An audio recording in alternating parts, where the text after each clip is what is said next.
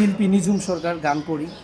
আমার পাশে যাকে দেখতে পাচ্ছেন ইনি হচ্ছেন বাংলাদেশ চলচ্চিত্র জগতের একজন পরিচিত ফেমাস মুখ, যাকে ৬৮,০০০ গ্রাম বাংলার মানুষ ছিলেন। আমাদের সকলের প্রান্তীয় শ্রদ্ধাভাজন ব্যক্তিত্ব ৮ নম্বর ফ্লোর জনাব FI মানিক স্যার আমাদের সাথে, যিনি কত শিল্পী যেই হাত দিয়ে তৈরি করছেন, কত নায়ক নায়িকা আসলে অনেকেই নাই, যেমন মান্না ভাই, যার নাম এখনও স্টেজে গান গেলে আম্মাজান ছবি যখন ডায়লগ আমি দেই।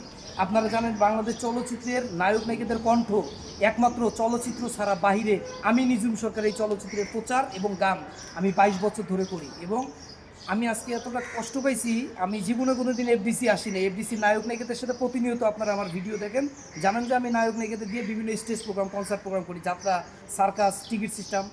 সিনেমার যখন দুরবস্থা তখন এই শিল্পীরা আমাদের বিভিন্ন জায়গায়, আমার বাপদাদা সার্কাসে গিয়ে প্রোগ্রাম করে লক্ষ লক্ষ টাকা কামাই করছে, নাম বলবো না। কিন্তু কোনো শিল্পী আমি গেটে আমি ঢুকি নাই বা কাউকে ফোনও দিই নাই। আমার এই কাকা যিনি শিল্পী তৈরি করেন, উনি হচ্ছেন সিনেমার নায়ক নায়িকা তৈরি করেন, আর আমি নিঝুম সরকার মঞ্চে প্রোগ্রামে ডিরেকশন দিই। নায়ক নায়িকাদের সার্কাসে গান গাওয়াই, নাচাই, ডায়লগ দেওয়াই, অভিনয় করাই, প্রোগ্রাম করাই।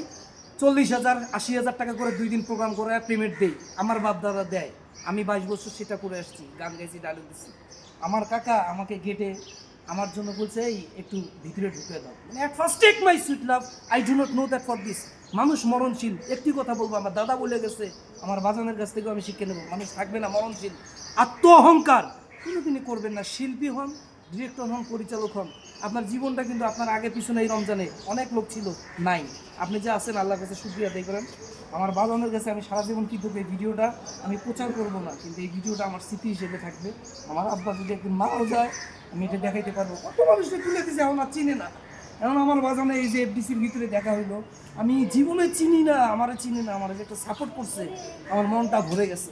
এই হাত দিয়ে আমি কত চলচ্চিত্র শিল্পীদের প্রোগ্রাম দিছি, কত লোকের উপস্থাপনা করছি, কত চলচ্চিত্রের নায়ক নায়িকাদের ডায়লগ অভিনয় করে এই চলচ্চিত্রকে সারা বাংলাদেশে ২২ বছর আমি নিঝুম সরকার উপস্থাপনা করে পরিচালনা করলাম। FDCর গেটে আমি ঢুকতে পারিনি, আমার বাগানের সাপোর্ট করছে। বাগান আপনি একটা কথা কিছু একটা বইলা।